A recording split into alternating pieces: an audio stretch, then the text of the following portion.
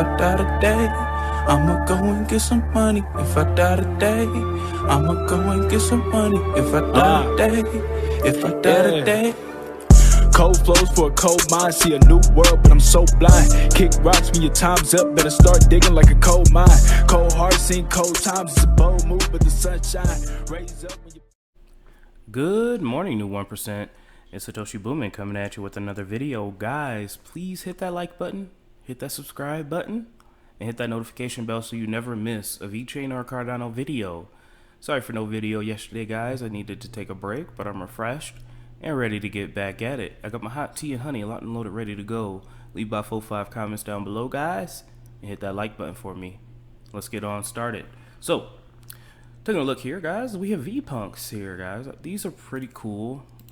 I like it, and I think that you guys like it as well. Just a quick update on VPunks if you guys were interested in picking up some. 4,334 VPunks have already been minted, and this is pretty cool. I think after a certain amount of VPunks that have been minted, they're going to start the marketplace. Let's take a look at the website, and I'll show you guys how to get VPunks if you're interested. So you can mint VPunks here. So actually, when 2,000 VPunks have been minted, the marketplace will be open. So I think, let's see here. I think the marketplace should be opening soon, but when I go there, it doesn't work. So I guess the marketplace is coming soon. So you can still mint VPunks. You click down there to mint a VPunk. VPunk costs almost 2,000 VeChain, about 1,950 VeChain to mint one VPunk, and you can mint. Excuse me. You can mint as many VPunks as you like. Excuse me. Provided you have enough VeChain, you can mint as many VPunks as you like, and for each VPunk that is minted, they will airdrop you about 500 VPU, and I believe that's their token that you can get airdropped. So let's take a look at some of the VPunks that have been minted. These are some of the newest ones, and these are all pretty cool. I like them. Let's take a look at the gallery here. Here's some more VPunks that have been minted. I think these are pretty cool. I don't know, it takes me back to gaming. So if you want to get your boy Satoshi Boomin a VPunk, you know what I'm saying, I could put the VeChain address in the description below for you, so you can send your boy a VPunk. That'd be nice. These are pretty cool. I like this one, and this one, and this one. Pretty nice. Alright, guys, so that's the VPunks news. I know you guys were asking me about that, and I get a darn question every day by the same person in the comment section asking me about OceanX news. Bruh, if I had OceanX news, I'd be telling you OceanX news. I don't know of any OceanX news right now. They have not updated anything that I can think of. I've checked their Twitter, I've checked their Reddit. There's no OceanX news, guys, okay? So, if there is and I'm wrong, please DM me on Twitter, and I will make sure that I get it out, okay? So you can stop asking me for OceanX news. And no, it's not dead like player, okay? We just gotta wait for VeChain to get to 2.0, VeChain 2.0, and then once we get smart contracts, once we get DeFi really cooking up on VeChain, I think that OceanX can have its time to shine, because all the shit coins that are gonna be on VeChain are probably gonna get listed on OceanX. So, and especially if we have some good DeFi protocols, a good stable coin, a good, liquidity providing platform on VeChain, then we can have more OceanX news. And I think OceanX will be more and more utilized. Another thing too, guys, is that I'm highly bullish on the OceanX token, but that is a speculative play for a long term. I'm talking about 2-3 years once VeChain gets more established. So no OceanX news. All right, moving on. So I want to talk a little bit about this, guys. Shout out to Whales Heaven on Twitter. VeChain research and development team announced that it has built Surface Proof of Authority 2.0 to enable global and scalable mass adoption of public blockchain technology. Surface stands for Secure, Use Case Adaptive, Relatively Fork-Free Approach to Chain Extension. And we all know that forking a blockchain is a very, very brute force and kind of throw the bathwater out with the baby type of system in order to upgrade blockchains, because you have to create a whole nother chain once you do a hard fork. So that could be very disruptive, and that could cause miners who don't upgrade to start validating nodes that are, invalid and things like that. So Surface can help service some of those issues. Let's take a look. Now, this is the dual consensus model. Okay, we're not going to go over the whole thing, but we are going to go over a few tidbits here and there. Designing a consensus that delivers both performance and security is a hard problem. Most of this existing consensus systems only focus on one aspect.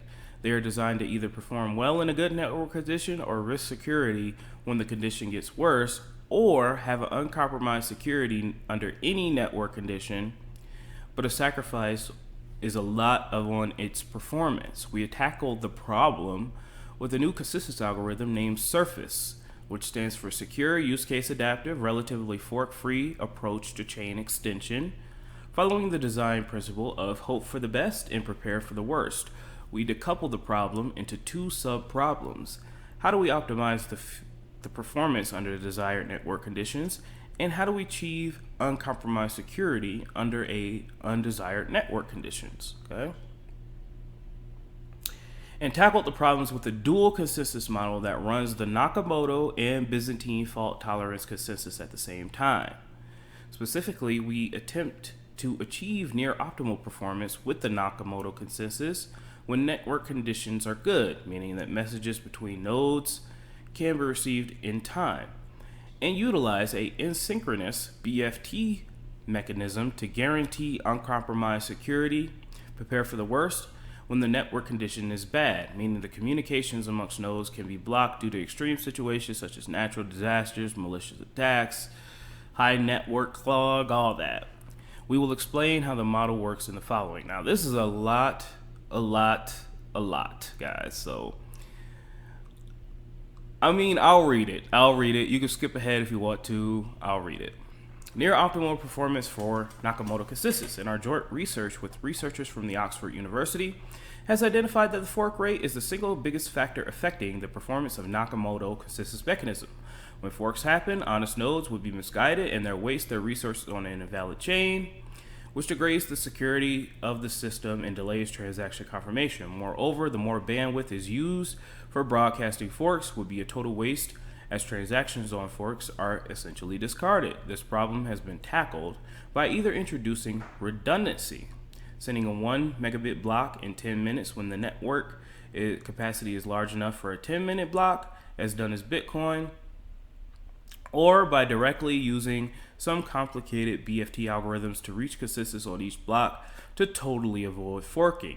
Both methods substantially sacrifice performance.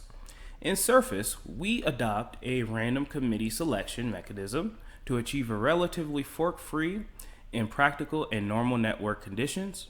To do that, we randomly select a small group of nodes from the network to validate each proposed block and endorse the block before its publication. As a result, the probability of having a fork is significantly reduced compared to the classical Nakamoto consensus algorithms, where the proposed block is only decided by one node.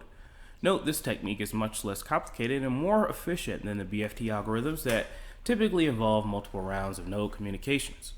As the probability of a fork decreases, Surface allows us to best utilize bandwidth for transmission of block data so that the throughput is nearly optimized, and the time confirmation could be reduced due to the fact that the block has already been confirmed by multiple nodes when it has been published. VIP 193 has outlined the implementation details of the above part. So we can see the Nakamoto consensus communicates overhead, signatures block header, and syncs time for block in a normal situation, and then redundancy to prevent forks in undesirable situations. The BFT has the communication overheads and the sync time for a block in a normal situation, and Surface has the same. Surface can achieve better throughput as it uses bandwidth more efficiently. We're going to skip the security part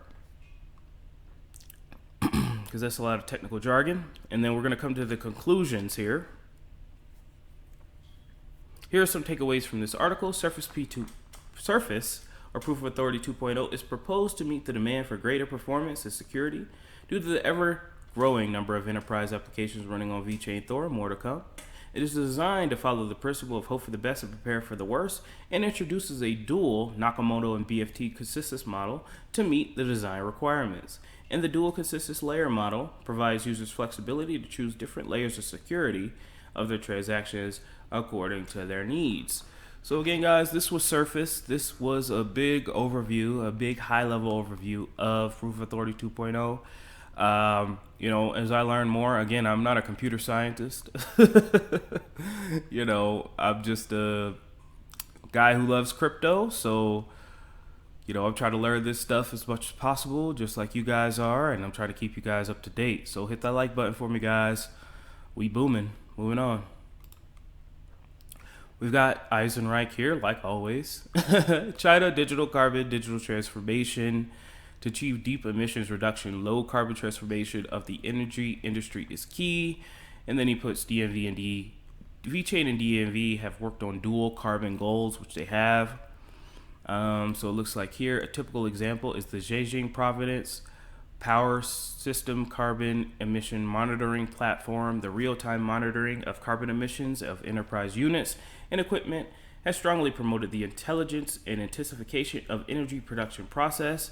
In addition, digital technologies such as the Internet of Things, cloud computing, support the promotion and application of the platform economy and sharing economy in the digital energy industry, and energy features, new energy development, and utilization models such as management, environmental pollution, trusteeship, and virtual power plants have sprung up. So, let's take a look here. This is all in Chinese. No, it isn't. All right. So, taking a look here. The Central Economic Work Conference, I remember that, held in December 2020. The economic work of 2021 was deployed, and 8 key tasks were verified. The 8th item is to do a good job in carbon peaking and carbon neutralization. China strives to reach its peak in carbon dioxide emissions by 2030 and strive to achieve carbon neutral by 2060. At the same time, on December 15th, DNV and the United Nations Global Impact jointly held an online seminar on the theme of uniting global enterprises and starting a decade of action. In this research work, we found that 15% of companies have set carbon emissions reduction targets within the 1.5 degree target under the Paris Agreement, and 33% of companies are in the process of studying and formulating carbon emission reduction targets. Undoubtedly, at the beginning of the third decade in the 21st century, addressing climate change has become one of the key issues that global organization enterprises urgently need to plan and take action. And again, guys, with these ESGs, these grades based on how sustainable and woke you are, VeChain needs to put themselves in a position to help companies do these things. Okay. And then, I think they already had this June 9th, 2021. This was a couple months ago. They talked about the dual carbon ecosystem here. Okay. DNV will join VeChain in a seminar to explore low carbon paths to the digital future. And then down here, China, dual carbon digital transformation. The article below, Zhejiang Province mentioned as the second phase of the Luzon LNG distribution center. The proposed investment is 2.2 billion won. This is insane. And this came out in 2018. So still speculating, guys. Still speculating, still hoping that we can be involved in some way. VeChain can be involved in some way with China's carbon reduction. And lastly, guys, we have the wonderful Bread Garlic House. There are smart contracts platforms without smart contracts, I would agree. There are smart contracts platforms that can't scale, I would agree. And there are smart contract platforms that no one uses, I would agree. And then there is VeChain, where 95% of the transactions are real utility, and I would agree. Walmart of China, Bear. We've got NFTs coming out of Cyprus and San Marino. So guys, just hold the faith. We're stacking VeChain and chilling. Thank you to Bread Garlic House for posting this. And I think I'm going to wrap things up here, guys. We have 967 days to the next Bitcoin block halving. And the markets as a whole are taking a little bit of a dip. But that's okay. I'm not worried too much about it, guys. At the end of the day, we went up pretty fast. It's normal to correct a little bit. I still think we're on an upward trajectory. VeChain's doing pretty good. Scrolling down here, any major things going on? I don't really think so. Bitcoin Cash ABC, okay. Other than that, looks like coins are moving sideways. So I'm gonna end this here, guys. I love you guys. Don't let your memes be dreams. I will talk to you soon with the Cardano updates. You don't want to miss it. It feels good to be back. I really needed that break yesterday, guys. And yeah, we starting to grind again. Hit that like button for me, guys. Let's go. Don't let your memes be dreams, and I will talk to you soon.